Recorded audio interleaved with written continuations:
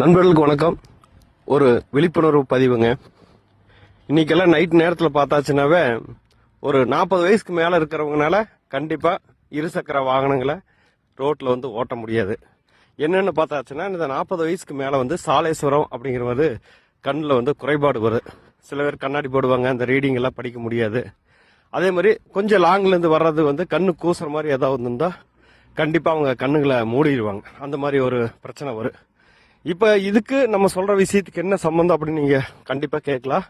ஆமாங்க, கண்டிப்பாக சம்மந்தம் இருக்குது. ஏன்னா இன்னைக்கு இருக்கு நம்ம போகிற ரோட்டில் பார்த்தாச்சுன்னா நைட்டில் இந்த மஞ்சள் கலர் பல்புகளை போட்டு வர வண்டிகளுக்கு பிரச்சனை இல்லைங்க, ரோடு நல்லா தெரியும், நம்மளும் போகலாம். ஆனால் இந்த எல்இடின்னு சொல்லி போட்டு வர வண்டிகை பார்த்தாச்சுன்னா கொஞ்ச நேரம் அந்த வெளிச்சம் நம்ம கண்ணுக்குள்ளேயே தான் நிற்கி, அதுக்கப்புறம் தான் ரோடு தெரிய ஆரம்பிக்கு. இதனால தாங்க இன்னைக்கு முக்காவாசி ஆக்சிடென்ட் இந்த எல்இடி பல்பு போட்டு போகிற காருங்க வண்டிகள்னால தான் அதிகமாக வருது. ஏன்னா அவங்க அங்கேருந்து வரும்போதே பார்த்தாச்சுன்னா கிட்டத்தட்ட ஒரு 500 மீட்ரு அதுக்கெல்லாம் அந்த எல்இடி பல்ப் அவ்வளோ வெளிச்சமாக இருக்குது, பிரகாசமாக இருக்குது ரோடு ஃபுல்லாக. ஆனால் வண்டி ஓட்டிட்டு போகிறவங்களுக்கு அது நல்லது. ஆனால் ஆப்போசிட்டில் வர்றவங்க ரொம்ப ரொம்ப பரிதாபங்க. ஒன்றுமே தெரியாதுங்க, கண்ணில் முன்னாடி குழி இருக்கா, வேற ஏதோ வண்டி போயிட்டு இருக்கா, எதுவுமே தெரியாது. இதனால தான் விபத்துகள் நம்ம கோவை மட்டும் இல்லை, மற்ற தமிழ்நாடு, இந்தியா முழுவதும் விபத்துகள் அதிகமாக காரணமே இந்த எல்இடி பல்பு தாங்க.